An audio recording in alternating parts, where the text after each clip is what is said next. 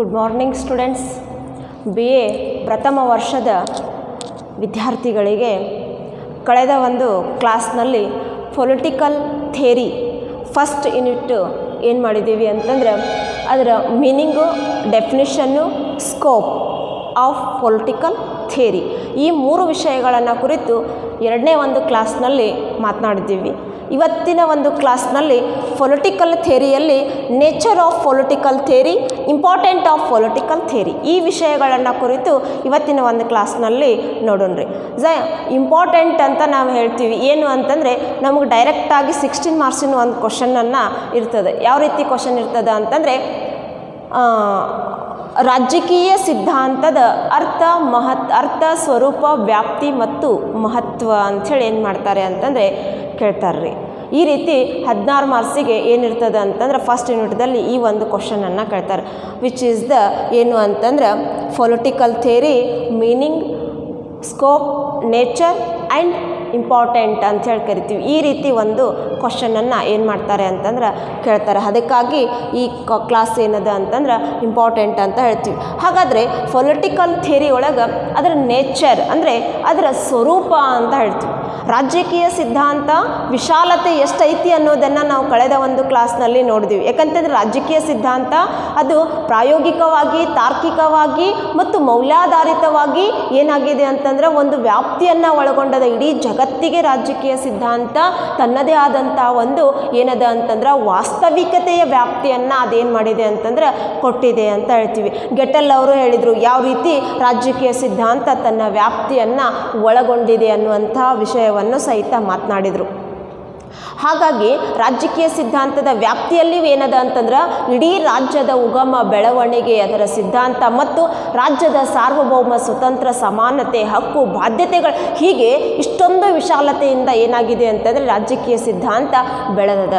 ಹಾಗಾದರೆ ಅಷ್ಟು ಬೆಳೆದಿರುವಂತಹ ಈ ರಾಜಕೀಯ ಸಿದ್ಧಾಂತದೊಳಗೆ ಅದರ ಸ್ವರೂಪ ಎಷ್ಟದ, ಅದರ ಮಹತ್ವ ಅಂದರೆ ಅದರ ಲಕ್ಷಣಗಳು ಅಂತಲೂ ನಾವು ಕರಿತೀವಿ. ಇದನ್ನು ಇನ್ನೊಂದು ಅರ್ಥದಲ್ಲಿ features of the political theory ಅಂತಲೂ ಏನು ಮಾಡ್ತೀವಿ ಅಂತಂದ್ರೆ ಕರಿತೀವಿ. ಹಾಗಾದರೆ ಇದು ಎಷ್ಟೊಂದು ಸ್ವರೂಪತೆಯಿಂದ ಏನಾಗಿದೆ ಅಂತಂದರೆ ರಾಜಕೀಯ ಸಿದ್ಧಾಂತ ರಾಜ್ಯಶಾಸ್ತ್ರದ ಒಂದು ಭಾಗವಾಗಿ ಬೆಳೆದು ನಿಂತಿದೆ ಇವತ್ತು. ಯಾಕಂತಂದರೆ ಇದನ್ನು ನಾವು ಹೇಳ್ತೀವಿ ಇದು ಒಂದು ವೈಜ್ಞಾನಿಕ ವಿಧಾನವೇ ಅಂತ ಹೇಳ್ತೀವಿ. ರಾಜಕೀಯ ಸಿದ್ಧಾಂತ ಅನ್ನೋದು ಇದು ಒಂದು ವೈಜ್ಞಾನಿಕ ಹಲವಾರು ಸಿದ್ಧಾಂತಗಳನ್ನು ಅಧ್ಯಯನ ಮಾಡುವಂಥ ಒಂದು ವೈಜ್ಞಾನಿಕ ವಿಧಾನವನ್ನು ಒಳಗೊಂಡಿರುವುದು ಈ ರಾಜಕೀಯ ಸಿದ್ಧಾಂತ ಅಂತ ಹೇಳಿ ಕರಿತೀವಿ. ಹಾಗಿದ್ದಾಗ ಇದರ ಸ್ವರೂಪ ಏನು ಅಷ್ಟೊಂದು ಮಹತ್ವದಾಯಕವಾಗಿದೆ ಅಂಥೇಳಿ ನಾವು ಪ್ರಶ್ನೆ ಮಾಡಿದಾಗ ರಾಜಕೀಯ ಸಿದ್ಧಾಂತದ ಮಹತ್ವದ ಕೆಲಸ ಏನು ಅಂದರೆ ಇದರ ಸ್ವರೂಪ ಏನು, ಇದರ ಮುಖ್ಯ ಬೇಸ್ಡ್ ಏನು, ಇದರ ಮುಖ್ಯ ಕೆಲಸ ಏನು, ಇಸ್ ಅ ನೆಟ್ವರ್ಕಿಂಗ್ ಅಥವಾ ಕರಿತೀವಿ ಅಥವಾ ವರ್ಕ್ ಅಂತ ನಾವು ಹೇಳ್ತೀವಿ. ಇವೊಂದು ಪೊಲಿಟಿಕಲ್ ಥಿಯರಿ ಅಂತ ಹೇಳ್ತೀವಲ್ಲ. ಹಾಗಾದರೆ ಇದು ಕೇವಲ ಒಂದು ರಾಜಕೀಯ ವ್ಯವಹಾರಗಳ ಬಗ್ಗೆ ಅಧ್ಯಯನ ಮಾಡುವಂಥ ಒಂದು ವಿಧಾನನ ಅಂತ ಪ್ರಶ್ನೆ ಮಾಡ್ತೀವಿ. ಏನ್ರಿ ರಾಜಕೀಯ ಚಟುವಟಿಕೆಗಳನ್ನು ಕುರಿತು ಮಾತ್ರ ಇದು ಅಧ್ಯಯನವನ್ನು ಮಾಡ್ತದ? ಇಲ್ಲ. ಅಥವಾ ರಾಜಕೀಯ ವ್ಯವಹಾರಗಳನ್ನು ಕುರಿತು ಇದು ಅಧ್ಯಯನವನ್ನು ಮಾಡ್ತದ ಅಂಥೇಳಿ ಪ್ರಶ್ನೆ ಮಾಡಿದಾಗ, ಅಥವಾ ಇದು ರಾಜಕೀಯ ಪರಿಸ್ಥಿತಿಗಳನ್ನು ಕುರಿತು ಅಥವಾ ಅದರ ಪರಿಸ್ಥಿತಿಗಳ ವಿವರಣೆಯನ್ನು ಕುರಿತು ಅಧ್ಯಯನವನ್ನು ಮಾಡ್ತದ ಅನ್ನುವಂತಹ ಹಲವಾರು ಗೊಂದಲಗಳು ಏನಾಗ್ತವೆ ಅಂತಂದ್ರೆ ನಮ್ಮ ರಾಜಕೀಯ ಚಿಂತಕರಲ್ಲಿ ಉದ್ಭವವಾಗ್ತವೆ. ಇದಕ್ಕೆಲ್ಲ ಉತ್ತರಗಳನ್ನು ಕೊಡ್ತಾ ಅದರ ಸ್ವರೂಪತೆಯನ್ನು ಏನು ಮಾಡ್ತಾರೆ ಅಂತಂದ್ರೆ ಬಿಚ್ಚಿ ಇಡ್ತಾರೆ ಅಂತ ಹೇಳ್ತೀವಿ. ಹಾಗಾದರೆ ರಾಜಕೀಯ ಸಿದ್ಧಾಂತದ ಸ್ವರೂಪ ಎಷ್ಟು ಅನ್ನೋದನ್ನು ನಾವು ಇವತ್ತಿನ ಕ್ಲಾಸ್ನಲ್ಲಿ ಮಾತನಾಡೋಣ ಅಂತ ಹೇಳ್ತೀವಿ. ವ್ಯವಹಾರದ ಪದ್ಧತಿಗೆ ಅರ್ಥವನ್ನು ಕೊಡ್ರಿ. ಹಾಗಾದರೆ ರಾಜಕೀಯ ಸಿದ್ಧಾಂತ ಕೇವಲ ವ್ಯವಹಾರಿಕವಾಗಿದೆಯಾ? ಹಾಗಾದರೆ ಅದಕ್ಕೆ ಅರ್ಥವನ್ನು ಕೊಡ್ರಿ. ಅದು ಹೇಗೆ ವ್ಯವಹಾರಿಕವಾಗಿದೆ? ರಾಜಕೀಯ ಸಿದ್ಧಾಂತ ಅದು ಹೇಗೆ ವ್ಯವಹಾರಿಕವಾದಂತಹ ಸಿದ್ಧಾಂತವಾಗಿದೆ ಅಂಥೇಳಿ ಅರ್ಥವನ್ನು ಕೊಡ್ರಿ ಅಂತಾಗ ಅದರಲ್ಲಿ ಬದಲಾವಣೆಗಳನ್ನು ಸೂಚಿಸಿ ವ್ಯವಸ್ಥೆಗಳನ್ನು ಬದಲಾವಣೆಗೆ ಏನು ಮಾಡೋದು ಅಂತಂದ್ರೆ ಬದಲಾವಣೆಯನ್ನು ಮಾಡಿ ಕಾರ್ಯವನ್ನು ಮಾಡುವಂತಹ ಸೂತ್ರಗಳನ್ನು ರೂಪಿಸುವುದು ಅಂತ ಹೇಳ್ತಾರೆ. ರಾಜಕೀಯ ಸಿದ್ಧಾಂತದ ವ್ಯವಹಾರಗಳಲ್ಲಿ ಬದಲಾವಣೆಯನ್ನು ಮಾಡಿ ಅವುಗಳನ್ನು ಎಕ್ಸಿಕ್ಯೂಟಿವ್ ಮಾಡೋದು, ಅದನ್ನು ಕಾರ್ಯರೂಪಕ್ಕೆ ತರುವಂತಹ ಪರಿಸ್ಥಿತಿಗಳನ್ನು ಸೃಷ್ಟಿಸುವುದು, ಅದು ವ್ಯವಹಾರಿಕವಾಗಿಯೇ ಏನಾಗಬೇಕು ಅಂತಂದರೆ ಬರಬೇಕು ಅನ್ನುವಂಥದ್ದನ್ನು ಹೇಳ್ತಾರೆ. ಇಲ್ಲಿ ಮಾಂಟೆಸ್ಕೋ ಅಂಥೇಳಿ ಕರಿತೀವಿ. ಮಾಂಟೆಸ್ಕೋ ಇಂಗ್ಲೆಂಡ್ ಸಂವಿಧಾನ ಅಂಥೇಳಿ ಕರಿತೀವಿ ನಾವು. ಮಾಂಟೆಸ್ಕೋ ಇವರು ಯಾರು ಅಂತಂದರೆ ರಾಜಕೀಯ ಚಿಂತಕರು. ಇಂಗ್ಲೆಂಡ್ ಸಂವಿಧಾನ ಅಂತ ಯುನೈಟೆಡ್ ಕಿಂಗ್ಡಮ್ ಅಂತೇಳಿ ಕರಿತೀವಲ್ರಿ ನಾವು. ಆ ಯುನೈಟೆಡ್ ಕಿಂಗ್ಡಮ್ ಏನು ಒಂದು ಸಾಂಪ್ರದಾಯಿಕ ಸಂವಿಧಾನವನ್ನು ಒಳಗೊಂಡಿರುವಂತಹ ದೇಶದ ಸಂವಿಧಾನ ಅಂತೇಳಿ ಕರಿತೀವಿ ನಾವು. UKದ್ದು ಯುನೈಟೆಡ್ ಕಿಂಗ್ಡಮ್. ಆ ಇಂಗ್ಲೆಂಡ್ ಸಂವಿಧಾನದಲ್ಲಿ ವ್ಯಾವಹಾರಿಕವಾದಂತಹ ಸಿದ್ಧಾಂತವನ್ನು ಅಳವಡಿಕೆ ಮಾಡ್ಕೊಂಡಿದ್ರು. ವ್ಯಾವಹಾರಿಕವಾದಂತಹ ರಾಜಕೀಯ ಸಿದ್ಧಾಂತವನ್ನು ಏನು ಮಾಡ್ಕೊಂಡಿದ್ದಾರೆ ಅಂತಂದ್ರೆ ಅಳವಡಿಸಿಕೊಂಡಿದ್ದಾರೆ. ಹಾಗಾಗಿ ಆ ಇಂಗ್ಲೆಂಡ್ದಲ್ಲಿರುವಂತಹ ವ್ಯಾವಹಾರಿಕ ಸಿದ್ಧಾಂತದ ವ್ಯವಸ್ಥೆಗಳನ್ನು ವ್ಯಾವಹಾರಿಕವಾಗಿ ಯಾವ ರೀತಿ ಅವರು ವಿಭಜನೆಯನ್ನು ಮಾಡ್ಕೊಂಡಿದ್ದಾರೆ ಅನ್ನುವಂಥದ್ದನ್ನು ಇಲ್ಲಿ ಮಾಂಟೆಸ್ಕೋ ಅವರು ಒಂದು ಉದಾಹರಣೆಯ ಮುಖಾಂತರ ಹೇಳ್ತಾ ಹೋಗ್ತಾರೆ ನೋಡ್ರಿ. ಇಂಗ್ಲೆಂಡ್ ಸಂವಿಧಾನದ ಅಧ್ಯಯನವನ್ನು ಮಾಡಿ ಅದರಲ್ಲಿರುವಂತಹ ನ್ಯೂನತೆಗಳನ್ನು ಗುರುತಿಸಿ ತನ್ನದೇ ಆದಂತಹ ನೋಡ್ರಿ ಇಂಗ್ಲೆಂಡ್ ಸಂವಿಧಾನವನ್ನು ಅಧ್ಯಯನವನ್ನು ಮಾಡಿದಂತಹ ಮಾಂಟೆಸ್ಕೋ ಅದರಲ್ಲಿರುವಂತಹ ನ್ಯೂನತೆಗಳನ್ನು ಗುರುತಿಸಿ ತನ್ನದೇ ಆದ ಅಧ್ಯಯನವನ್ನು ಮಾಡ್ತಾರೆ. ಹಾಗಾದರೆ ಏನದ ಅಂತಂದರೆ ಇಂಗ್ಲೆಂಡ್ ಸಂವಿಧಾನದಲ್ಲಿರುವಂತಹದ್ದನ್ನು ಅಧ್ಯಯನವನ್ನು ಮಾಡಿ ಅದರೊಳಗೆ ಏನು ನ್ಯೂನತೆಗಳದಾವಲ್ಲ ಅದನ್ನು ಗುರ್ತನ್ನು ಮಾಡಿಕೊಂಡು ತಾನೇ ಅದನ್ನು ಏನು ಮಾಡ್ತಾನೆ ಅಂತಂದ್ರೆ ಅಧ್ಯಯನವನ್ನು ಗೈತಾ ಹೋಗ್ತಾರೆ, ಅಧ್ಯಯನವನ್ನು ಮಾಡಿ ಅಧಿಕಾರ ವಿಭಜನಾ ಸಿದ್ಧಾಂತವನ್ನು ರೂಪಿಸಿದರು. ಅಧಿಕಾರ ಡಿಸ್ಟ್ರಿಬ್ಯೂಷನ್ ಮಾಡ್ತಾರೆ. ಡಿಸ್ಟ್ರಿಬ್ಯೂಷನ್ ಥಿಯರಿಯನ್ನು ಇಲ್ಲಿ ಏನು ಮಾಡ್ತಾನೆ ಅಂತಂದರೆ ಅಳವಡಿಸ್ತಾರೆ. ಅಧಿಕಾರ ವಿಭಜನಾ ಸಿದ್ಧಾಂತವನ್ನು ಏನು ಮಾಡ್ತಾರೆ ಅಂತಂದರೆ ರೂಪಿಸಿದರು. ಅದರ ಜೊತೆಗೆ ಅದು ಅಮೇರಿಕಾದವರೆಗೆ ಒಂದು ಉತ್ತಮವಾದಂತಹ ಮಾದರಿಯನ್ನು ಕೊಡ್ತು ಅನ್ನುವಂತಹ ವಿಷಯವನ್ನು ನಾವು ನೋಡ್ತೀವಿ. ಅದೇ ರೀತಿ ರಾಜ್ಯಶಾಸ್ತ್ರದ ಪಿತಾಮಹ, ಫಾದರ್ ಆಫ್ ಪೊಲಿಟಿಕಲ್ ಸೈನ್ಸ್ ಅಂತ ನಾವು ಕರಿತೀವಿ. ಯಾರನ್ನ ಅಂತಂದರೆ ಅರಿಸ್ಟಾಟಲ್ ಅವರನ್ನು ಅಂತ ಹೇಳ್ತೀವಿ. ಅರಿಸ್ಟಾಟಲ್ ಗ್ರೀಕ್ ನಗರ ರಾಜ್ಯಗಳ ಬಗ್ಗೆ ಹೇಳ್ತಾರೆ. ಯಾರು ಅಂತಂದರೆ ಅರಿಸ್ಟಾಟಲ್ ಹೇಳ್ತಾರೆ, ಗ್ರೀಕ್ ನಗರ ರಾಜ್ಯಗಳಲ್ಲಿ ಅನುಭವಿಸಿದಂತಹ ಬದಲಾವಣೆಗಳು ಮತ್ತು ಅಲ್ಲಿಯ ಕಾರಣಗಳು, ಗ್ರೀಕ್ ನಗರ ರಾಜ್ಯದಲ್ಲಿರುವಂತಹ ಸರ್ಕಾರದ ವ್ಯವಸ್ಥೆಗಳು ಮತ್ತೇನು ಅಂತಂದರೆ ಆ ಸರ್ಕಾರ ಆಗುವಂತಹ ಪದೇ ಬದಲಾವಣೆಗಳನ್ನು ಗಮನಿಸಿ ಅನುಭವಿಸಿ ಒಂದು ರಾಜಕೀಯ ಸಿದ್ಧಾಂತ ಅಥವಾ ರಾಜ್ಯಶಾಸ್ತ್ರ ಅದು ವ್ಯಾವಹಾರಿಕ ಭಾಷೆಯಾಗಿ ಏನಾಗಬೇಕು ಅಂತಂದ್ರೆ ಹೊರಬರಬೇಕು ಅನ್ನುವ ಒಂದು ಹಿತದೃಷ್ಟಿಯಿಂದ ಅರಿಸ್ಟಾಟಲ್ ಅವರು ಸಹಿತ ಗ್ರೀಕ್ ನಗರ ರಾಜ್ಯಗಳ ಅಧ್ಯಯನವನ್ನು ಗೈದಿ ಏನು ಮಾಡಿದರು ಅಂತಂದ್ರೆ ಅದರ ಸ್ವರೂಪವನ್ನು ಹೇಳ್ತಾ ಬರ್ತಾರೆ, ಅದು ವ್ಯಾವಹಾರಿಕವಾಗಿ ಅಂತ ಹೇಳ್ತೀವಿ. ಅದೇ ರೀತಿ ನಾವೇನು ಥಿಯರಿ ಅಂಥೇಳಿ ಕರಿತೀವಲ್ಲ, ಸಿದ್ಧಾಂತ ಅಂತ ಹೇಳ್ತೀವಲ್ಲ, ಈ ಸಿದ್ಧಾಂತ ಅನ್ನುವಂತಹ ಪದ 2 ಪದಗಳಿಂದ ಬಂದಿದೆ. ಅಂದರೆ 2 ಅರ್ಥವನ್ನು ಕೊಡ್ತದೆ ಅಂತ ಹೇಳ್ತೀವಿ. ಒಂದು ಸಾಂಪ್ರದಾಯಿಕ ಅರ್ಥವನ್ನು ಕೊಡ್ತದೆ, ಇನ್ನೊಂದು ಆಧುನಿಕ ಅರ್ಥವನ್ನು ಕೊಡ್ತದೆ. ಸಾಂಪ್ರದಾಯಿಕ ಅರ್ಥ ಮತ್ತು ಆಧುನಿಕ ಅರ್ಥ ಅಂಥೇಳಿ ನಾವೇನು ಕರಿತೀವಲ್ಲ, ಸಾಂಪ್ರದಾಯಿಕವಾಗಿ ಅಂತಂದರೆ ಹಿಂದೆ ಅಂತ ಕರಿತೀವಿ, ಅಂದರೆ ಇತಿಹಾಸ ಅಥವಾ ಪರಂಪರೆ ಅಂತ ನಾವು ಹೇಳ್ತೀವಿ, ಪರಂಪರೆಯಿಂದ ಬಂದದ್ದು. ಆಧುನಿಕ ಅಂತಂದ್ರೆ ಪ್ರಸ್ತುತ ಜಗತ್ತಿಗೆ ರಾಜಕೀಯ ಸಿದ್ಧಾಂತ ಎಷ್ಟೊಂದು ಸ್ವರೂಪತೆಯನ್ನು ಕೊಟ್ಟಿದೆ ಅನ್ನುವಂಥದ್ದನ್ನು ನೋಡುವಂಥ ವಿಷಯ. ಹಾಗಾಗಿ ಇಲ್ಲಿ ಏನು ಮಾಡ್ತೀವಿ ಅಂತಂದರೆ ಈ ಥಿಯರಿಯನ್ನು ನಾವು 2, ಒಂದು ಟ್ರೆಡಿಷ್ನಲ್ಲು, ಒಂದು ಏನ್ರಿ ಅಂತಂದ್ರೆ ಮಾಡರ್ನು ಥಿಯರಿ ಅಂಥೇಳಿ ಕರಿತೀವಿ. ಮಾಡರ್ನ್ ಥಿಯರಿ, ಇನ್ನೊಂದು ಟ್ರೆಡಿಷ್ನಲ್ ಥಿಯರಿ ಅಂಥೇಳಿ 2 ವಿಧಾನದಲ್ಲಿ ನಾವು ಈ ಥಿಯರಿಯನ್ನು ನೋಡ್ತೀವಿ. ಹಾಗಾದರೆ ಮೊದಲನೇ ಒಂದು ಯಾವುದು ಅಂತಂದ್ರೆ ಸಾಂಪ್ರದಾಯಿಕ ಸಿದ್ಧಾಂತ ಅಥವಾ ಸಾಂಪ್ರದಾಯಿಕ ಹೇಳಿಕೆ ಅಂತಲೂ ಕರಿತೀವಿ, ಅದನ್ನು ಸ್ಟೇಟ್ಮೆಂಟ್ ಅಂತಲೂ ಹೇಳ್ತೀವಿ. ಹಾಗಾದರೆ ಸಾಂಪ್ರದಾಯಿಕ ಮತ್ತು ಆಧುನಿಕ ಅಂತೇಳಿ ನಾವೇನು 2 ವಿಭಾಗಗಳನ್ನು ಮಾಡಿದೀವಲ್ಲ, ರಾಜಕೀಯ ಸಿದ್ಧಾಂತವು ರಾಜಕೀಯ ತತ್ವಜ್ಞಾನಿಗಳ ಪ್ರಕಾರ 2 ವಿಧಗಳಾದರೆ ಈ ಸಿದ್ಧಾಂತವನ್ನು ಹಲವಾರು ರಾಜಕೀಯ ಚಿಂತಕರು ಅಭ್ಯಾಸ ಮಾಡ್ತಾ ಇದನ್ನು ಏನು ಮಾಡಿದರು ಅಂತಂದ್ರೆ 2 ವಿಧಾನಗಳಾಗಿ ಅನುಸರಿಸಿದರು ಅಂತ ಹೇಳ್ತಾರೆ. ಈ ಅಧ್ಯಯನದ ಪ್ರಕಾರ ರಾಜಕೀಯ ಕ್ರಿಯೆಗಳ ಮೇಲೆ ಬೆಳಕನ್ನು ಚೆಲ್ತದೆ ನೋಡ್ರಿ. ಈ ಅಧ್ಯಯನವನ್ನು ಮಾಡ್ತಾ ಏನು ರಾಜಕೀಯ ಚಟುವಟಿಕೆಗಳದಾವಲ್ಲ, ಏನು ರಾಜಕೀಯ ಕ್ರಿಯೆಗಳದಾವಲ್ಲ, ಅವುಗಳ ಮೇಲೆ ಒಂದು ಹೊಸದಾದಂತಹ ಬೆಳಕನ್ನು ಚೆಲ್ಲುವಂತಹ ಸಿದ್ಧಾಂತವೇ ಈ ರಾಜಕೀಯ ಸಿದ್ಧಾಂತ ಅಥವಾ ಸಾಂಪ್ರದಾಯಿಕ ಸಿದ್ಧಾಂತ ಅಂಥೇಳಿ ಹೇಳ್ತಾ ಬರ್ತಾರೆ. ಹಾಗಾಗಿ ರಾಜಕೀಯ ಸಿದ್ಧಾಂತವು ನೈತಿಕ ಪ್ರಶ್ನೆಗಳನ್ನು ಒಳಗೊಂಡಿದೆ ನೋಡ್ರಿ. ರಾಜಕೀಯ ಸಿದ್ಧಾಂತ ಅನ್ನೋದು ನೈತಿಕ ಪ್ರಶ್ನೆಗಳನ್ನು ಒಳಗೊಂಡಿದೆ. ಉದಾಹರಣೆ ಯಾವ ರೀತಿ ನೈತಿಕ ಪ್ರಶ್ನೆಗಳನ್ನು ಒಳಗೊಂಡಿದೆ ಅಂತಂದರೆ, ಇಲ್ಲಿ ಉದಾಹರಣೆಯಾಗಿ ನಾವು ಹೇಳ್ತೀವಿ ಏನು ಅಂತಂದರೆ, ರಾಜ್ಯಕ್ಕೆ ಏಕೆ ವಿಧೇಯರಾಗಿರಬೇಕು. ಯಾಕೆ ವಿಧೇಯರಾಗಿರಬೇಕು ಅಂತಂದರೆ, ಒಂದು ರಾಜ್ಯವನ್ನು ಆಡಳಿತ ಮಾಡುವಂತಹ ರಾಜ್ಯನು ರಾಜ್ಯಕ್ಕೆ ವಿಧೇಯನಾಗಿರಬೇಕು, ಅಂದರೆ ಪ್ರಜೆಗಳಿಗೆ ವಿಧೇಯನಾಗಿರಬೇಕು. ರಾಜ್ಯದಲ್ಲಿರುವಂತಹ ಎಲ್ಲ ಪ್ರಜೆಗಳು ನಾವು ರಾಜ್ಯಕ್ಕೆ ವಿಧೇಯತೆಯನ್ನು ತೋರಿಸಲೇಬೇಕು, ರಾಜ್ಯಕ್ಕೆ ನಾವು ಗೌರವವನ್ನು ಕೊಡಲೇಬೇಕು. ರಾಜ್ಯದ ಚಟುವಟಿಕೆಗಳಿಗೆ ಅಂದರೆ ಸರ್ಕಾರದ ನಿಯಮಗಳಿಗೆ, ನೀತಿಗಳಿಗೆ ನಾವು ಗೌರವವನ್ನು ಕೊಡಲೇಬೇಕು. ಏಕೆ ವಿಧೇಯರಾಗಿರಬೇಕು? ವ್ಯಕ್ತಿ ಸ್ವತಂತ್ರದ ಮೌಲ್ಯಗಳೇನು ಅಂತ ಪ್ರಶ್ನೆ ಮಾಡ್ತಾರೆ ನೋಡ್ರಿ. ಯಾವುದ್ರೊಳಗೆ ಇದು? ಸಾಂಪ್ರದಾಯಿಕ ಸಿದ್ಧಾಂತದೊಳಗೆ. ಸ್ವತಂತ್ರದ ಮೌಲ್ಯಗಳೇನು? ರಾಜಕೀಯ ಅಧಿಕಾರದ ಮಿತಿ ಹೇಗಿರಬೇಕು? ಆಮೇಲೆ ಈ ತೆರನಾದಂಥ ಹಲವಾರು ಮೌಲ್ಯಗಳನ್ನು ಸಾಂಪ್ರದಾಯಿಕ ರಾಜಕೀಯ ಸಿದ್ಧಾಂತ ಒಳಗೊಂಡಿದೆ ಅಂತ ಹೇಳ್ತಾರೆ. ರಾಜಕೀಯ ಸಾಂಪ್ರದಾಯಿಕ ಸಿದ್ಧಾಂತ ಏನು ಒಳಗೊಂಡಿದೆ ಅಂತಂದರೆ, ಇಲ್ಲಿ ರಾಜ್ಯಕ್ಕೆ ಏಕೆ ವಿಧೇಯರಾಗಿರಬೇಕು, ಮತ್ತು ವ್ಯಕ್ತಿ ಸ್ವತಂತ್ರದ ಮೌಲ್ಯಗಳೇನು, ರಾಜಕೀಯ ಅಧಿಕಾರಕ್ಕೆ ಮಿತಿ ಇರಬೇಕೇ ಅಂತ ಪ್ರಶ್ನೆ ಮಾಡ್ತಾರೆ. ಈ ಎಲ್ಲ ವಿಷಯಗಳನ್ನು ಯಾವುದು ಒಳಗೊಂಡದ ಅಂತಂದ್ರೆ ಟ್ರೆಡಿಷ್ನಲ್ ಥಿಯರಿ ಒಳಗೊಂಡಿದೆ. ನಾವು ರಾಜ್ಯಕ್ಕೆ ಏಕೆ ವಿಧೇಯರಾಗಿರಬೇಕು? ರಾಜ್ಯ, ಹೌದು, ರಾಜ್ಯಕ್ಕೆ ನಾವೆಲ್ಲರೂ ಏನಾಗಬೇಕು ಅಂತಂದ್ರೆ ಆಗಿರಲೇಬೇಕು. ರಾಜ್ಯ ಕೊಡುವಂತಹ ಹಲವಾರು ಸಲಹೆ ಸೂಚನೆಗಳನ್ನು ನಾವು ಪಾಲಿಸಲೇಬೇಕು. ಈ ರೀತಿ ಏನು ಮಾಡ್ತದೆ ಅಂತಂದ್ರೆ ಸಾಂಪ್ರದಾಯಿಕ ಸಿದ್ಧಾಂತ ಹೇಳ್ತಾ ಬರ್ತದೆ. ಇತ್ತೀಚಿನ ಇದನ್ನು ನಾವು ಅಪೋಸಿಟ್ ಅಥವಾ ಏನ್ರಿ ಅಂತಂದ್ರೆ ವ್ಯತ್ಯಾಸವನ್ನು ನೋಡ್ತಾ ಬಂದರೆ ಇದು ಸಾಂಪ್ರದಾಯಿಕ ವಿಧಾನದಲ್ಲಿ ನಾವು ಹೇಳಿದ್ವಿ.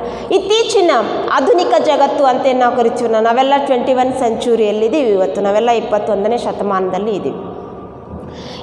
ಇತ್ತೀಚಿನ ರಾಜಕೀಯ ಸಿದ್ಧಾಂತವು ಒಂದು ಪ್ರಮುಖ ಲಕ್ಷಣ ಅಂದರೆ ಏನು? 21 ಸೆಂಚುರಿಯ ಒಂದು ಪ್ರಮುಖ ಲಕ್ಷಣ ಅಂದರೆ ಏನು? ಹೆಚ್ಚು ವಾಸ್ತವಿಕ ಹಾಗೂ ವ್ಯವಹಾರಿಕವಾಗಿದೆ. ಹೆಚ್ಚಾಗಿ ಏನದ ಅಂತಂದ್ರೆ ವಾಸ್ತವಿಕ ಜಗತ್ತನ್ನು ನಾವು ನೋಡ್ತಾ ಇದ್ದೀವಿ. ಯಾಕಂದರೆ ಸಮಾಜ ದಿನನಿತ್ಯವಾಗಿ ಬದಲಾಗ್ತಾ ಇದೆ. ನೋಡ್ರಿ, ಇವತ್ತಿದ್ದಂತಹ ಸಮಾಜ ನಾಳಿಲ್ಲ, ನಾಳಿದ್ದಂತಹ ಸಮಾಜ ನಾಡ್ದಿಲ್ಲ. ಸಮಾಜ ಹೊಸದನ್ನು ಬಯಸ್ತಾ ಇದೆ. ಅಂದರೆ ನಾವೇನು ಜನರಿದ್ದೇವಲ್ಲ, ನಾವೆಲ್ಲರೂ ಏನು ಮಾಡ್ತಾ ಇದ್ದೇವೆ ಅಂತ ಇವತ್ತು ಸಮಾಜದ ಜನರು ಇವತ್ತು ಹೊಸದನ್ನು ಬಯಸ್ತಾ ಇದ್ದೀವಿ. ಸರ್ಕಾರದ ನಿರೀಕ್ಷೆಗಳು ಹೇಗಿರ್ತಾವಲ್ಲ, ಆ ಸರ್ಕಾರದ ನಿರೀಕ್ಷೆಗಳು ಹೇಗಿದಾವು ಅನ್ನೋದನ್ನು ನಾವು ಇವತ್ತು ಬಯಸ್ತಾ ಇದ್ದೀವಿ. ಅಂದರೆ ಸರ್ಕಾರದ ನಿರೀಕ್ಷೆಗಳು ಹೇಗಿರಬೇಕು ಅಂತಂದರೆ ಹೊಸದಾಗಿರಬೇಕು. ಹಾಗೆ ನಾವೇನಿದ್ದೇವೆ ಅಂತಂದ್ರೆ ವಾಸ್ತವಿಕತೆಯಲ್ಲಿ ನಾವೆಲ್ಲರೂ ಇದ್ದೀವಿ, ವ್ಯವಹಾರಿಕವಾಗಿಯೂ ಇದ್ದೇವೆ. ನಾವು ವಾಸ್ತವಿಕತೆ ಅಷ್ಟೇ ಅಲ್ಲ, ನಾವು ಅದನ್ನೆಲ್ಲವನ್ನು ನಾವೇನು ನೋಡ್ತೀವಿ ಇವತ್ತು ವ್ಯವಹಾರಿಕವಾಗಿ ನೋಡ್ತೀವಿ. ಇತ್ತೀಚಿನ ರಾಜಕೀಯ ಒಂದು ವ್ಯವಸ್ಥೆಯನ್ನು ನಾವು ನೋಡ್ತಾ ಹೋದರೆ, ಅಥವಾ ಇತ್ತೀಚಿನ ರಾಜಕೀಯ ಸಿದ್ಧಾಂತವನ್ನು ಅದರ ಮುಖ್ಯ ಉದ್ದೇಶ ಏನದ ಅಂಥೇಳಿ ನೋಡ್ತಾ ಹೋದರೆ ರಾಜಕೀಯ ಘಟನೆಗಳನ್ನು ಅಭ್ಯಸಿಸುವುದು. ರಾಜಕೀಯ ಪ್ರಸ್ತುತವಾಗಿ ಏನು ರಾಜಕೀಯ ಘಟನೆಗಳು ನಡೀತಾವಲ್ಲ ಅವುಗಳನ್ನು ಅಭ್ಯಾಸ ಮಾಡುವುದು ಮತ್ತು ಅವುಗಳನ್ನು ಗುರುತಿಸುವುದು. ನೋಡಿರಿ, ನಾವು ಸಡನ್ನಾಗಿ ಸರ್ಕಾರದ ನ್ಯೂನತೆಗಳನ್ನು ಭಾಳ ಬೇಗವಾಗಿ ನಾವು ಏನು ಮಾಡ್ತೀವಿ ಅಂತಂದ್ರೆ ಗುರುತಿಸ್ತೀವಿ. ಅದನ್ನು ಸರ್ಕಾರದ ಅಂದರೆ ಆಡಳಿತದ ನ್ಯೂನತೆಗಳನ್ನು ಅವುಗಳನ್ನು ಗುರುತಿಸುವುದು. ಹಿಂದಿನ ಸಾಂಪ್ರದಾಯಿಕ ಸಿದ್ಧಾಂತ ರಾಜಕೀಯ ಸಿದ್ಧಾಂತದ ನೈತಿಕ ಮೌಲ್ಯಗಳಿಗೆ ಹೆಚ್ಚು ಒತ್ತನ್ನು ಕೊಡ್ತಿತ್ತು. ಅವ್ರು ಏನು ಮಾಡ್ತಾಯಿದ್ರು ಅಂತಂದರೆ, ಈಗ ನಾವೇನು ಗುರುತಿಸ್ತೀವಲ್ಲ ಅತಿ ಹೆಚ್ಚು ಏನ್ರಿ ಅಂತಂದ್ರೆ ರಾಜಕೀಯ ಘಟನೆಗಳನ್ನು ಅಭ್ಯಸಿಸುವುದು ಮತ್ತು ಅವುಗಳನ್ನು ಗುರುತಿಸುವುದು ಇತ್ತೀಚಿನ ಜನಾಂಗದವ್ರು ನಾವು ಮಾಡ್ತಾಯಿದ್ವಿ. ಆದರೆ ಸಾಂಪ್ರದಾಯಿಕ ಸಿದ್ಧಾಂತದ ವ್ಯವಸ್ಥೆಯೊಳಗೆ ನೈತಿಕ ವಿಚಾರಗಳಿಗೆ ಅತಿ ಮೌಲ್ಯತೆಯನ್ನು ಕೊಡ್ತಾಯಿದ್ರು. ನಮ್ಮ ಹಾಗೆ ಫಾಸ್ಟಾಗಿ ಏನು ಮಾಡ್ತಾ ಇರಲಿಲ್ಲ ಅಂತಂದ್ರೆ ಗುರುತಿಸ್ತಾ ಇರಲಿಲ್ಲ. ನೈತಿಕವಾದಂತಹ ಮೌಲ್ಯಗಳಿಗೆ ಹೆಚ್ಚು ಒತ್ತನ್ನು ಕೊಡ್ತಾಯಿದ್ರು. ಇತ್ತೀಚಿನ ವೈಜ್ಞಾನಿಕ ವಿವರಣೆಗೆ ಒತ್ತು ಕೊಡುವುದು ಕಂಡು ಬರ್ತಾ ಇದೆ ಅಂತ ಹೇಳ್ತೀವಿ. ಹಾಗೆ ಆಧುನಿಕ ರಾಜಕೀಯ ಸಿದ್ಧಾಂತವು ಏನ್ರಿ ಅಂತಂದ್ರೆ ಮಲ್ಟಿ ಡಿಸಿಪ್ಲಿನರಿ ಅಂತ ಹೇಳ್ತೀವಿ ನಾವು. ಇವತ್ತಿನ ಆಧುನಿಕ ಒಂದು ರಾಜಕೀಯ ಸಿದ್ಧಾಂತ ಮಲ್ಟಿ ಡಿಸಿಪ್ಲಿನರಿ ಅಂದ್ರೆ ಬಹುತ್ವವನ್ನು ಒಳಗೊಂಡಿದೆ. ಇಲ್ಲಿ ವ್ಯವಹಾರಿಕವಾಗಿ ಅದ, ನೈತಿಕವಾಗಿಯೂ ಅದ, ಒಂದು ಕಡೆ ಸಾಂಪ್ರದಾಯಿಕವಾಗಿಯೂ ಅದ. ನಾವು ಇನ್ನೂ ಸಾಂಪ್ರದಾಯಿಕ ವಿಷಯಗಳನ್ನು ಬಿಟ್ಟಿಲ್ಲ. ಅಂದರೆ ಇಲ್ಲಿ ಮಲ್ಟಿ ಡಿಸಿಪ್ಲಿನರಿಯನ್ನು ನಾವೇನು ಮಾಡೇವಿ ಅಂತಂದ್ರೆ ಒಳಗೊಂಡಿದ್ದೀವಿ. ಬಹಳಷ್ಟು ವಿಷಯಗಳನ್ನು ಇದು ಒಳಗೊಂಡದ, ಒಂದೇ ವಿಷಯಗಳಲ್ಲ. ನಾವು ವಾಸ್ತವಿಕ ಜಗತ್ತಿಗೂ ಅದೇವೆ, ಪ್ರಾಚೀನತೆಗೂ ಇದ್ದೇವೆ, ಅಂದರೆ ಸಾಂಪ್ರದಾಯಿಕದಲ್ಲಿಯೂ ಇದ್ದೇವೆ. ಇನ್ನು ಮುಂದೆ ಏನು ಬೇಕಲ್ಲ ಅದನ್ನು ಸಹಿತ ನಾವು ಇವತ್ತು ಏನು ಮಾಡ್ತಾ ಇದ್ದೀವಿ ಅಂತಂದರೆ ಸರ್ಕಾರದಿಂದ ನಿರೀಕ್ಷೆಯನ್ನು ಮಾಡ್ತೀವಿ. ಹಾಗೆ ನಾವು ಮಲ್ಟಿ ಏನ್ರಿ ಅಂತಂದ್ರೆ ಡಿಸಿಪ್ಲಿನರಿಯಲ್ಲಿ ನಾವು ಎಲ್ಲರೂ ಇವತ್ತು ಏನು ಮಾಡ್ತಾ ಇದ್ದೀವಿ ಅಂತಂದ್ರೆ ಇದ್ದೇವೆ ಅಂತ ಹೇಳ್ತೀವಿ. ಈ ರೀತಿ ಮುಂದೆ ಏನಾಗ್ತದೆ ಅಂತಂದ್ರೆ ಸಾಂಪ್ರದಾಯಿಕ ಸಿದ್ಧಾಂತದೊಳಗೆ 2ನೇ ಜಾಗತಿಕ ಮಹಾಯುದ್ಧ ಅಂತ ಕರಿತೀವಿ ನಾವು. ನಮ್ಮಲ್ಲಿ 2 ಜಾಗತಿಕ ಮಹಾಯುದ್ಧಗಳು ಅಂತ ಹೇಳ್ತೀವಿ. ಮೊದಲನೇ ಜಾಗತಿಕ ಮಹಾಯುದ್ಧ ಮತ್ತು 2ನೇ ಜಾಗತಿಕ ಮಹಾಯುದ್ಧ ಅಂತೇಳಿ ಕರಿತೀವಿ. 2ನೇ ಜಾಗತಿಕ ಯುದ್ಧದ ನಂತರ ರಾಜ್ಯಶಾಸ್ತ್ರದಲ್ಲಿ ಅನೇಕ ಬದಲಾವಣೆಗಳು ಆಗ್ತಾ ಬಂದವು. ಅಂದರೆ ಇದು ಇತ್ತೀಚಿನ ಅಂದರೆ ಆಧುನಿಕ ರಾಜಕೀಯ ಸಿದ್ಧಾಂತ ಅಂತೇಳಿ ಕರಿತೀವಿ.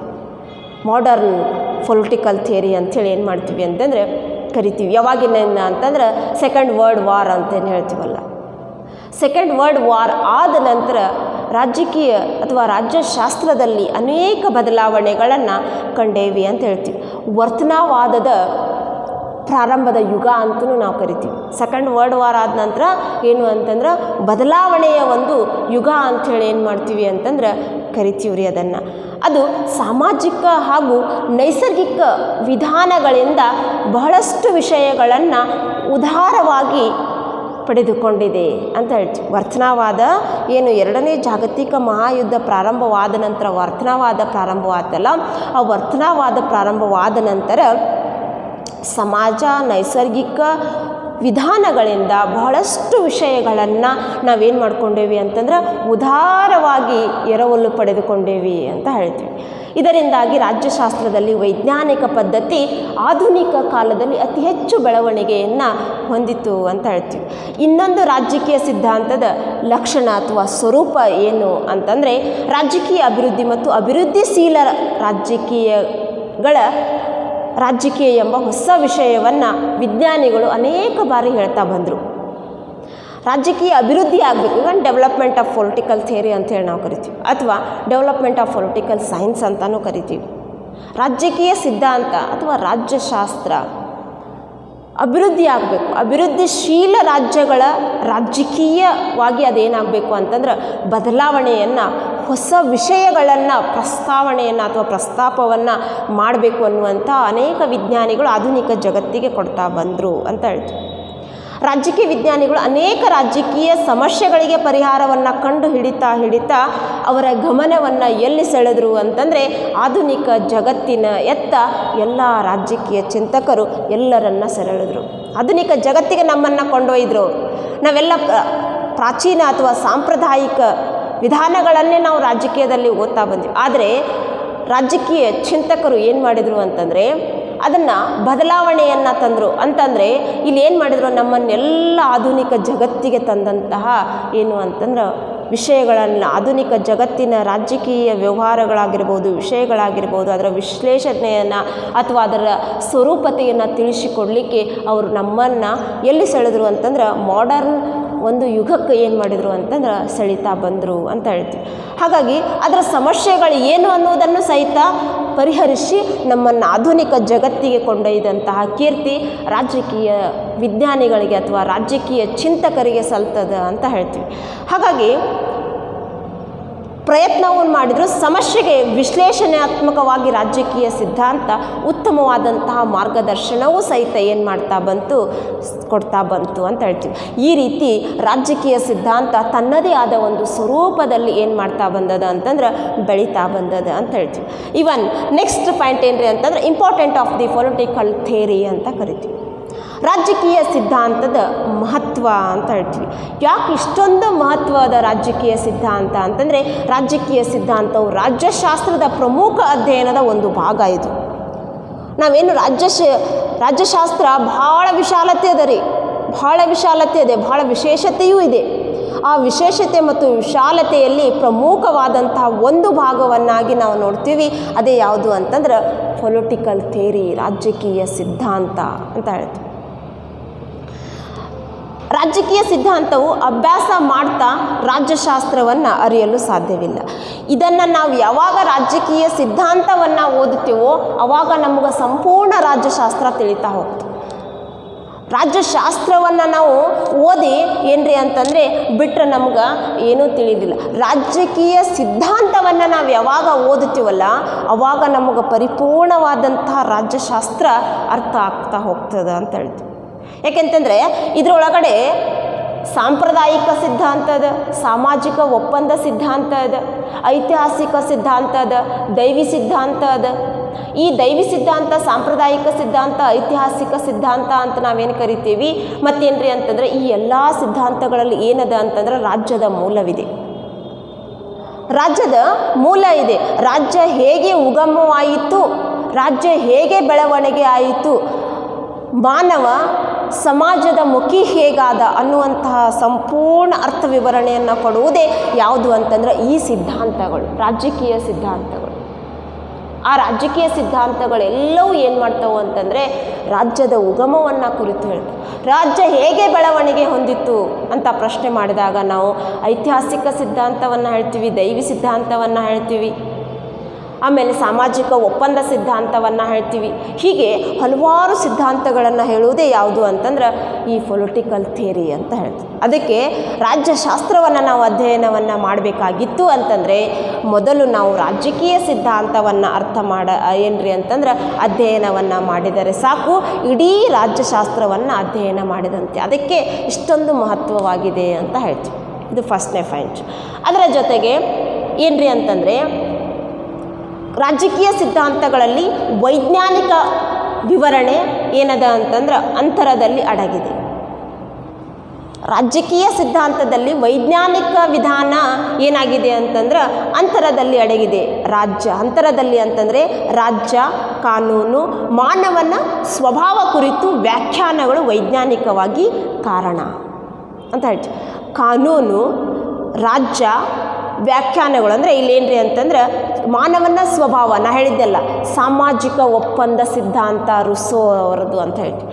ಸಾಮಾಜಿಕ ಒಪ್ಪಂದ ಸಿದ್ಧಾಂತದೊಳಗೆ ಮಾನವನ ಸ್ವಭಾವ, ಮಾನವನ ವ್ಯಕ್ತಿತ್ವ, ಮಾನವನ ಬೆಳವಣಿಗೆ, ಮಾನವನ ಸಮಾಜದ ಜೊತೆಗೆ ಹೇಗಿರ್ತಾನೆ, ಈ ಎಲ್ಲ ವಿವರಣೆಗಳನ್ನು ರುಸೋರವರು ತಮ್ಮ ಸಾಮಾಜಿಕ ಒಪ್ಪಂದ ಸಿದ್ಧಾಂತದಲ್ಲಿ ಹೇಳ್ತಾರೆ. ಅದಕ್ಕೆ ಇಷ್ಟೊಂದು ಇದು ಮಹತ್ವದ. ಹಾಗಾಗಿ ಮಾನವನ ಸ್ವಭಾವ ಕುರಿತು ವ್ಯಾಖ್ಯಾನವಾಗಿ ವೈಜ್ಞಾನಿಕವಾಗಿ ಕಾರಣ ಇದೊಂದು, ಅದಕ್ಕಾಗಿ ಇದು ಮಹತ್ವವಿದೆ ಅಂತ ಹೇಳ್ತೀವಿ. ಈ ಸಿದ್ಧಾಂತಗಳ ಅಧ್ಯಯನ ಅವಶ್ಯಕವಾಗಿದೆ. ನೋಡ್ರಿ, ಮಾನವನ ಸ್ವಭಾವ, ಕಾನೂನು, ರಾಜ್ಯ ಇವುಗಳನ್ನು ಅಧ್ಯಯನ ಮಾಡುವುದು ಅವಶ್ಯಕವಾಗಿದೆ. ಆ ಅಧ್ಯಯನಗಳು ಎಲ್ಲಿ ಸಿಗ್ತಾವೆ ಅಂತಂದ್ರೆ ಈ ಪೊಲಿಟಿಕಲ್ ಥಿಯರಿಯಲ್ಲಿ ಸಿಗ್ತಾವೆ, ರಾಜಕೀಯ ಸಿದ್ಧಾಂತದಲ್ಲಿ ಸಿಗ್ತಾವೆ. ಅದಕ್ಕೆ ಅಷ್ಟೊಂದು ಅದು ಮಹತ್ವದಾಗಿದೆ ಅಂತ ಹೇಳ್ತೀವಿ. ಅದರ ಜೊತೆಗೆ ಯಾವುದೇ ಒಂದು ವಿಷಯವಾಗಲಿ ಸೈದ್ಧಾಂತಿಕವಾಗಿ ತಳಹದಿ ಇಲ್ಲದೆ ಬೆಳೆಯಲಾರದು. ಯಾವುದೇ ಒಂದು ವಿಷಯವನ್ನು ನಾವು ಅಧ್ಯಯನ ಮಾಡಬೇಕಾದ್ರೆ ಅದಕ್ಕೆ ತಳಹದಿ ಇಲ್ಲದೆ ಯಾವುದೇ ಒಂದು ಸಿದ್ಧಾಂತ ಬೆಳೆಯಲಾರದು ಅಂತಲೂ ನಾವೇನು ಮಾಡ್ತೀವಿ ಅಂತಂದ್ರೆ ಹೇಳ್ತೀವಿ. ಸಿದ್ಧಾಂತಕ್ಕೆ, ಅಧ್ಯಯನಕ್ಕೆ ಒಂದು ಚೌಕಟ್ಟನ್ನು ಹಾಗೂ ಗುರಿ ಉದ್ದೇಶಗಳನ್ನು ಒದಗಿಸುವುದು ಏನ್ರಿ ಅಂತಂದ್ರೆ ಯಾವುದು ಸ್ವೀಕಾರಾರ್ಹ ಅಥವಾ ಅಲ್ಲವೋ ಎಂಬುದನ್ನು ಅರಿಯಲು ರಾಜಕೀಯ ಸಿದ್ಧಾಂತ ಏನು ಮಾಡ್ತದ ಅಂತಂದ್ರೆ ಅವಶ್ಯಕವಾಗಿದೆ ಅಂತ ಹೇಳ್ತೀವಿ. ಯಾವುದೇ ಒಂದು ಸಿದ್ಧಾಂತವನ್ನು ಅಧ್ಯಯನ ಮಾಡಬೇಕಾದ್ರೆ ಅದು ಏನದ ಅಂತಂದ್ರೆ ಅರ್ಹತೆ ಅದನೋ ಇಲ್ಲೋ, ಅದಕ್ಕೊಂದು ಚೌಕಟ್ಟು ಐತೋ ಇಲ್ಲೋ, ಯಾವುದೇ ಒಂದು ಚೌಕಟ್ಟಿಲ್ಲಾರ್ದೆ ಅದರ ಗುರಿ ಉದ್ದೇಶ ಇಲ್ಲಾರ್ದೆ ಯಾವ ಸಿದ್ಧಾಂತವೂ ಏನಾಗೋದಿಲ್ಲ ಅಂತಂದ್ರೆ ಅಸ್ತಿತ್ವಕ್ಕೆ ಬರೋದಿಲ್ಲ ಅಂತ ಹೇಳ್ತೀವಿ. ಹಾಗಾಗಿ ನಾವು ಯಾವುದೇ ಒಂದು ಸಿದ್ಧಾಂತವನ್ನು ಓದಬೇಕಾದ್ರೆ ಅದರ ಚೌಕಟ್ಟು, ಗುರಿ, ಉದ್ದೇಶ ಇಲ್ಲದೆ ಏನಿಲ್ಲ ಅಂತಂದ್ರೆ ಅದು ಅಸ್ತಿತ್ವಕ್ಕಿರಲಿಕ್ಕೆ ಸಾಧ್ಯವಿಲ್ಲ ಅಂತ ಹೇಳ್ತಾರೆ. ಅದಕ್ಕಾಗಿ ಅದನ್ನೆಲ್ಲವನ್ನು ತಿಳಿಬೇಕಾದ್ರೆ ಈ ರಾಜಕೀಯ ಸಿದ್ಧಾಂತ ಅಷ್ಟೊಂದು ಮಹತ್ವದಾಯಕವಾಗಿದೆ ಅಂತ ಹೇಳ್ತಾನೆ. ರಾಜಕೀಯ ಸಿದ್ಧಾಂತವು ಸಮರ್ಥವಾಗಿದ್ದರೆ ಸಾಮಾಜಿಕ ಹಾಗೂ ರಾಜಕೀಯ ಬದಲಾವಣೆಗೆ ಕಾರಣವಾಗುವುದು ಅಂತ ಹೇಳ್ತಾರೆ. ಅದು ಸಮರ್ಥನೆಯಾಗಿದ್ದರೆ ರಾಜಕೀಯ ಬದಲಾವಣೆಗೆ ಅದು ಕಾರಣವಾಗ್ತದೆ ಅನ್ನುವಂಥದ್ದನ್ನು ಹೇಳ್ತಾರೆ. ಕಾರ್ಲ್ ಮಾರ್ಕ್ಸ್ ಅಂತ ಕರಿತೀವಿ. ಇವರು ಒಬ್ಬರು ರಾಜಕೀಯ ಚಿಂತಕರು ಅಂತ ಕರಿತೀವಿ. ಯಾರು? ಕಾರ್ಲ್ ಮಾರ್ಕ್ಸ್ ಸಮತಾವಾದದ ಹರಿಕಾರರು ಅಂತ ಕರಿತೀವಿ. ಸಮತಾವಾದದ ಸಿದ್ಧಾಂತ ಅಂತ ಹೇಳ್ತೀವಿ. 1917 ಅಂತ ಹೇಳ್ತೀವಿ. 1917ರಲ್ಲಿ ರಷ್ಯಾದಲ್ಲಿ ಕ್ರಾಂತಿ ಆಗತ್ತೆ. ರಷ್ಯಾದ ಕ್ರಾಂತಿಗೆ ಕಾರಣವಾಯಿತು ಲೆನಿನ್ ಅಂತ ಕರಿತೀವಿ. ಲೆನಿನ್ ಸಹಿತ ಯಾರು ಅಂತಂದರೆ ರಾಜಕೀಯ ಚಿಂತಕರು ಅಂತ ಹೇಳ್ತೀವಿ. ಲೆನಿನ್ ಕ್ರಾಂತಿಯಾಗಲು ಕಾರಣೀಕಾರ ಅಂದರೆ ಅದಕ್ಕೆ ಕಾರಣೀಭೂತ ಅಂತ ಕರಿತೀವಿ. ವಿಚಾರ ಪ್ರಣಾಳಿಕೆಗೆ ಅಗತ್ಯ ಅಂತ ಹೇಳ್ತೀವಿ. ಪ್ರಪಂಚದಲ್ಲಿ 2ನೇ ಜಾಗತಿಕ ಮಹಾಯುದ್ಧದ ನಂತರ ಅನೇಕ ದೇಶಗಳಲ್ಲಿ ಕಮ್ಯುನಿಸ್ಟ್ ಸರ್ಕಾರಗಳು ಬಂದು ಇತ್ತೀಚಿನ ದಿನಮಾನವನ್ನು ನಾವು ನೋಡ್ತೀವಿ. ಆಧುನಿಕ ಜಗತ್ತಿನಲ್ಲಿ ನಾವು ನೋಡ್ತೀವಿ. ಅನೇಕ 2ನೇ ಜಾಗತಿಕ ಮಹಾಯುದ್ಧ ಆದ ನಂತರ ಹಲವಾರು ದೇಶಗಳಲ್ಲಿ ಏನಾಯಿತು ಅಂತಂದ್ರೆ ಕಮ್ಯುನಿಸ್ಟ್ ಸರ್ಕಾರಗಳು ಅಸ್ತಿತ್ವಕ್ಕೆ ಬಂದು ಬೆಳವಣಿಗೆಯನ್ನು ಹೊಂದುತ್ತಾ ಬಂದು ಜಾಗತಿಕ ಸಿದ್ಧಾಂತ ಇದು ಪ್ರಮುಖ ಅಥವಾ ಪ್ರಪಂಚದ ಜೀವನದ ಮೇಲೆ ತೀವ್ರವಾದಂತಹ ಪರಿಣಾಮವನ್ನು ಬೀರ್ತು. ಅಂದರೆ ಈ ಜಾಗತಿಕ ಸಿದ್ಧಾಂತ ಅಂತಂದರೆ ಮಾಡರ್ನ್ ಪೊಲಿಟಿಕಲ್ ಥಿಯರಿ ಅಂತ ನಾವೇನು ಕರಿತೀವಲ್ಲ, ಈ ಮಾಡರ್ನ್ ಪೊಲಿಟಿಕಲ್ ಥಿಯರಿ ಏನು ಕಮ್ಯುನಿಸ್ಟ್ ದೇಶಗಳ ಮೇಲೆ ಅಥವಾ ಕಮ್ಯುನಿಸ್ಟ್ ಸರ್ಕಾರದ ಮೇಲೆ ತನ್ನದೇ ಆದಂತಹ ಪ್ರಭಾವವನ್ನು ಬೀರ್ತು. ಅದು ಬೀರಿದ ಪ್ರತಿಫಲವಾಗಿ ಅದಕ್ಕೆ ನಾವು ರಾಜಕೀಯ ಸಿದ್ಧಾಂತ ಅಷ್ಟೊಂದು ಮಹತ್ವದಾಯಕವಾದಂತಹ ಸಿದ್ಧಾಂತವಾಗಿದೆ ಅಂತ ಹೇಳ್ತೀವಿ. ಡೇವಿಡ್ ಈಸ್ಟನ್ ಅಂತೇಳಿ ಕರಿತೀವಿ. ಡೇವಿಡ್ ಇಸ್ಟನ್ ರಾಜಕೀಯ ಸಿದ್ಧಾಂತದ ನಿರ್ವಹಿಸಲು ಅನೇಕ ಒಂದಿಷ್ಟು ಕಾರ್ಯಗಳನ್ನು ಹೇಳ್ತಾರೆ. ಯಾವ ರೀತಿ ಈ ರಾಜಕೀಯ ಸಿದ್ಧಾಂತವನ್ನು ನಿರ್ವಹಣೆಯನ್ನು ಮಾಡಬೇಕು, ಅದರ ಮಹತ್ವವೇನು ಅಂಥೇಳಿ ಡೇವಿಡ್ ಇಸ್ಟನ್ ಇವರು ಸಹಿತ ಒಬ್ಬ ರಾಜಕೀಯ ಚಿಂತಕರು. ಇವರೆಲ್ಲ ಗ್ರೀಕ್ ತತ್ವಜ್ಞಾನಿಗಳು ರೀ. ರಾಜಕೀಯ ವ್ಯವಸ್ಥೆಯ ಕುರಿತು ಯಥಾರ್ಥ ಜ್ಞಾನವನ್ನು ಹೊಂದಿರಬೇಕು ಅಂತ ಹೇಳ್ತಾರೆ. ರಾಜಕೀಯ ವ್ಯವಸ್ಥೆಗಳ ಕುರಿತು ಯಥಾರ್ಥ ಅಪಾರವಾದಂತಹ ಜ್ಞಾನವನ್ನು ಹೊಂದಿರಬೇಕು ಅಂತ ಹೇಳ್ತಾರೆ. ರಾಜಕೀಯ ವ್ಯವಸ್ಥೆಯ ದೋಷಗಳನ್ನು ಅರಿಯಲು ಹಾಗೂ ಅವುಗಳನ್ನು ನಿವಾರಿಸಲು ರಾಜಕೀಯ ಸಿದ್ಧಾಂತ ಸಹಾಯಕವಾಗುತ್ತದೆ.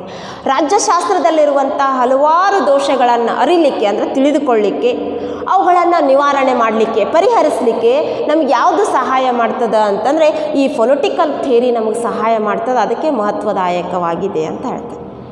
ನೆಕ್ಸ್ಟ್ 3ನೇ ಪಾಯಿಂಟ್ ಹೇಳ್ತಾನೆ, ಸಂಶೋಧಕರಿಗೆ ಮೀನ್ಸ್ ರಿಸರ್ಚ್ ಮ್ಯಾನ್ಸ್ ಅಂತ ಕರಿತೀವಿ ಅಥವಾ ರಿಸರ್ಚ್ ಅಂತ ಹೇಳ್ತೀವಲ್ಲ, ಸಂಶೋಧಕರಿಗೆ ಸಂಶೋಧನಾ ಕ್ಷೇತ್ರಗಳಿಗೆ ಅಥವಾ ಸಂಶೋಧನಾ ಕ್ಷೇತ್ರಗಳನ್ನು ಗೊತ್ತುಪಡಿಸಿಕೊಳ್ಳಲು ಹಾಗೂ ತೀರ್ಮಾನಗಳಿಗೆ ಬರಲು ರಾಜಕೀಯ ಸಿದ್ಧಾಂತ ಅಭ್ಯಾಸ ಅವಶ್ಯಕವಾಗಿದೆ. ನಾವು ರಾಜ್ಯಶಾಸ್ತ್ರದಲ್ಲಿ ಯಾವುದಾದ್ರೂ ಒಂದು ಸಂಶೋಧನೆಯನ್ನು ಕೈಗೊಳ್ಳಬೇಕಾದ್ರೆ ನಾವು ರಾಜಕೀಯ ಸಿದ್ಧಾಂತವನ್ನು ಅಧ್ಯಯನ ಮಾಡಿದರೆ ಸಾಕು.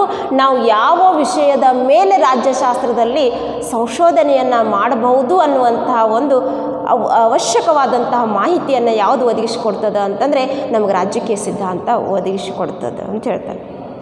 ರಾಜ್ಯಶಾಸ್ತ್ರದ ಅಧ್ಯಯನಕ್ಕೆ ರಾಜಕೀಯ ಸಿದ್ಧಾಂತದ ಅಧ್ಯಯನ ಅವಶ್ಯಕವಾಗಿದೆ, ಅನಿವಾರ್ಯವೂ ಆಗಿದೆ ಅಂತ ಹೇಳ್ತಾರೆ. ನೋಡಿರಿ, ರಾಜ್ಯಶಾಸ್ತ್ರ ಅಧ್ಯಯನ ಮಾಡಬೇಕಾದ್ರೆ ರಾಜಕೀಯ ಸಿದ್ಧಾಂತ ಅದರ ಒಂದು ಭಾಗ ಅಂತ ನಾವೇನು ಕೇಳ್ತೀವಲ್ಲ, ಈ ಒಂದು ಭಾಗವನ್ನು ನಾವು ಅಧ್ಯಯನ ಮಾಡಿದರೆ ಸಾಕು, ನಮಗೆ ರಾಜ್ಯಶಾಸ್ತ್ರ ಅಧ್ಯಯನ ಮಾಡಿದಷ್ಟೇ ಅನುಭವವಾಗುತ್ತದೆ ಅಂಥೇಳಿ ಡೇವಿಡ್ ಇಸ್ಟನ್ರವರು ಹೇಳ್ತಾ ಬರ್ತಾರೆ. ಇನ್ನೊಂದಿಷ್ಟು ನೋಡಬೇಕಾಗಿತ್ತು ಅಂತಂದ್ರೆ ಪ್ಲೇಟೋ ಅಂತ ಹೇಳ್ತೀವಿ ನಾವು. ಪ್ಲೇಟೋನ ದಿ ರಿಪಬ್ಲಿಕ್, ಪ್ಲೇಟೋನ ಮೇರುಕೃತಿ ಅಂತ ಹೇಳ್ತೀವಿ. ಇದನ್ನು ಹಲವಾರು ರಾಜಕೀಯ ವಿಚಾರಗಳನ್ನು ಹೇಳ್ತದ್ರಿ. ದಿ ರಿಪಬ್ಲಿಕ್ ಏನು ಹೇಳ್ತದ ಅಂತಂದರೆ ಹಲವಾರು ರಾಜಕೀಯ ವಿಚಾರಗಳನ್ನು, ರಾಜಕೀಯ ಮೌಲ್ಯಗಳನ್ನು ಪ್ರತಿಪಾದನೆಯನ್ನು ಮಾಡ್ತದೆ ದಿ ರಿಪಬ್ಲಿಕ್. ಆಳುವವರು ಪ್ರಾಮಾಣಿಕರಾಗಿರಬೇಕು, ಅಂದರೆ ರಾಜ್ಯವನ್ನು ಆಳುವಂತಹ ರಾಜ್ಯದ ಪ್ರತಿನಿಧಿ ಪ್ರಾಮಾಣಿಕನಾಗಿರಬೇಕು, ದೇಶ ಸೇವಕನಾಗಿರಬೇಕು, ಉಸಿರು ಅಂದರೆ ದೇಶ ಸೇವೆಯೇ ನನ್ನ ಉಸಿರು ಎಂದು ಭಾವಿಸುವಂತಹ ವ್ಯಕ್ತಿಯಾಗಿರಬೇಕು, ಸಂಪತ್ತಿನ ಸಂಗ್ರಹ ಮಾಡುವುದು ರಾಜಕೀಯ ಮೌಲ್ಯಗಳನ್ನು ಇಂದಿಗೂ ಪ್ರಸ್ತುತಪಡಿಸುವಂತಹ ದಿ ರಿಪಬ್ಲಿಕ್ ಅನ್ನುವಂತಹ ಕೃತಿಯಲ್ಲಿ ಪ್ಲೇಟೋ ಹೇಳಿದ. ಈ ರೀತಿ ರಾಜಕೀಯ ಸಿದ್ಧಾಂತ ಮಹತ್ವ ಏನಾಗಿದೆ ಅಂತಂದ್ರೆ ಬೆಳೀತಾ ಬಂದಿದೆ ಅಂತ ಹೇಳ್ತೀವಿ. ಈ ರೀತಿ ರಾಜಕೀಯ ಸಿದ್ಧಾಂತ ಏನಾಗಿದೆ ಅಂತಂದರೆ ತನ್ನದೇ ಆದಂಥ ಒಂದು ವಿಶೇಷತೆಯನ್ನು ಏನು ಮಾಡಿದೆ ಅಂತಂದ್ರೆ ನಮಗೆಲ್ಲರಿಗೂ ಕೊಟ್ಟಿದೆ. ಅದಕ್ಕೆ ಅಷ್ಟೊಂದು ಅದೇನದ ಅಂತಂದರೆ ಮಹತ್ವದಾಯಕವಾಗಿದೆ ಅಂತ ಹೇಳ್ತೀವಿ. Important of the political theory ಅಂಥೇಳಿ ನಾವೇನು ಮಾಡ್ತೀವಿ ಅಂತಂದ್ರೆ ಕರಿತೀವಿ. ಇನ್ನೂ 1-2-3 ವಿಷಯಗಳನ್ನು ನಾವು ಹೇಳಬೇಕಾಗಿತ್ತು ಅಂತಂದ್ರೆ political theory help is the corrupting good society and politics ಅಂತ ಕರಿತೀವಿ. ಒಂದು ಮಹತ್ವವಾದಂತಹ ಏನದ ಅಂತಂದರೆ ಸಮಾಜವನ್ನು ಇದು ರಚನೆ ಮಾಡಲಿಕ್ಕೆ ಅವಕಾಶವನ್ನು ಕೊಡ್ತದೆ ಅಂತೇಳಿ ಮೆಜರ್ಲಿಸಮ್ ಮಾಡ್ತದೆ ಅನ್ನುವಂಥ ಒಂದು ವಿಷಯವನ್ನು ನಾವಿಲ್ಲಿ ನೋಡ್ತೀವಿ. Political theory help in the corrupting ಅಂತ ಕರಿತೀವಿ. ಕರೆಕ್ಷನ್ ಮಾಡ್ತದೆ ಅದು ನಮ್ಗಂದ್ರೆ ಅದೇನು ಮಾಡ್ತದೆ ಅಂತಂದರೆ ಸಹಾಯವನ್ನು, ಒಂದು ಗುಡ್ ಸೊಸೈಟಿಯನ್ನು ನಮ್ಗೇನು ಮಾಡಿಕೊಡ್ತದೆ ಅಂತಂದ್ರೆ ಒದಗಿಸಿಕೊಡ್ತದೆ ಅನ್ನುವಂಥ ವಿಷಯವನ್ನು ನಾವೇನು ಮಾಡ್ತೀವಿ ಅಂತಂದ್ರೆ ನೋಡ್ತೀವಿ. ಇನ್ನು ಈ ರೀತಿ ಏನ್ರಿ ಅಂತಂದ್ರೆ ರಾಜಕೀಯ ಸಿದ್ಧಾಂತ ತನ್ನದೇ ಆದಂತಹ ಮಹತ್ವವನ್ನು ಹೊಂದಿದೆ ಅಂತ ಹೇಳ್ತೀವಿ. ಈ ರೀತಿ ರಾಜಕೀಯ ಸಿದ್ಧಾಂತ ಇವತ್ತು ರಾಷ್ಟ್ರ, ರಾಜ್ಯ, ಅಂತಾರಾಷ್ಟ್ರೀಯ ಮಟ್ಟದಲ್ಲಿ ತನ್ನದೇ ಆದ ಒಂದು ಛಾಪನ್ನು ಮೂಡಿಸಿ ಇವತ್ತು ಅದರ ಸ್ವರೂಪ, ಅದರ ವ್ಯಾಪ್ತಿ, ಅದರ ಮಹತ್ವ, ಈ ರೀತಿ ನಾವು ರಾಜಕೀಯ ಸಿದ್ಧಾಂತವನ್ನು ನಾವು ನೋಡ್ತೀವಿ. ಇಲ್ಲಿ ವಿದ್ಯಾರ್ಥಿಗಳು ಒಂದು ಮಾತನ್ನು ತಿಳಿದುಕೊಡ್ರಿ, ರಾಜ್ಯ ಹೇಗೆ ಉಗಮವಾಯಿತು, ರಾಜ್ಯದ ಇತಿಹಾಸ, ರಾಜ್ಯದ ಬೆಳವಣಿಗೆ, ರಾಜ್ಯದ ಸಾರ್ವಭೌಮಾಧಿಕಾರ, ಹಕ್ಕು, ಬಾಧ್ಯತೆ, ಸಮಾನತೆ, ಇದನ್ನೆಲ್ಲವನ್ನು ಅಧ್ಯಯನವನ್ನು ಮಾಡಬೇಕಾಗಿತ್ತು. ಇದರೆಲ್ಲದರ ಬಗ್ಗೆ ತಿಳಿದುಕೊಳ್ಬೇಕಾಗಿತ್ತು ಅಂತಂದರೆ ನಾವು ರಾಜಕೀಯ ಸಿದ್ಧಾಂತವನ್ನು ಓದಬೇಕು. ರಾಜ್ಯಶಾಸ್ತ್ರವನ್ನು ನಾವು ಪರಿಪೂರ್ಣವಾಗಿ ಅರ್ಥೈಸಿಕೊಳ್ಬೇಕಾದ್ರೆ ಅಥವಾ ರಾಜ್ಯಶಾಸ್ತ್ರದ ಹಿನ್ನೆಲೆಯನ್ನು ನಾವು ನೋಡಬೇಕಾಗಿತ್ತು ಅಂತಂದರೆ ಈ ರಾಜ್ಯಶಾಸ್ತ್ರದ ಒಂದು ಭಾಗವನ್ನಾಗಿ ನಾವೇನು ಪೊಲಿಟಿಕಲ್ ಥಿಯರಿಯನ್ನು ನಾವು ನೋಡ್ತೀವಲ್ಲ ವಿದ್ಯಾರ್ಥಿಗಳೇ, ಅದನ್ನು ನೋಡಿದರೆ ಸಾಕು, ಅದನ್ನು ತಿಳಿದುಕೊಂಡ್ರೆ ಸಾಕು, ಅದನ್ನು ಅಧ್ಯಯನವನ್ನು ಮಾಡಿದರೆ ಸಾಕು, ನಮಗೆ ರಾಜ್ಯ ರಾಜ್ಯಶಾಸ್ತ್ರ ಅರ್ಥವಾಗ್ತಾ ಹೋಗ್ತದೆ ಅಂತ ಹೇಳ್ತೀವಿ. ಈ ರೀತಿ ಏನ್ರಿ ಅಂತಂದ್ರೆ ಈ ಒಂದು ಕ್ಲಾಸ್ನಲ್ಲಿ ನಾವು ಈ ಒಂದು ವಿಷಯಗಳನ್ನು ನಿಮ್ಗೆ ತಿಳಿಸ್ಲಿಕ್ಕೆ ನಾನು ಪ್ರಯತ್ನ ಮಾಡಿದ್ದೇನೆ. ಹಾಗಾಗಿ ಮುಂದಿನ ಒಂದು ಕ್ಲಾಸ್ನಲ್ಲಿ ಮತ್ತೆ ಇನ್ನೊಂದಿಷ್ಟು ಹಲವಾರು ವಿಚಾರಗಳೊಂದಿಗೆ ನಾನು ನಿಮ್ಮ ಜೊತೆ ಮತ್ತೆ ಬರ್ತಾ ಇದ್ದೀನಿ. ನಮಸ್ಕಾರ. Thank you.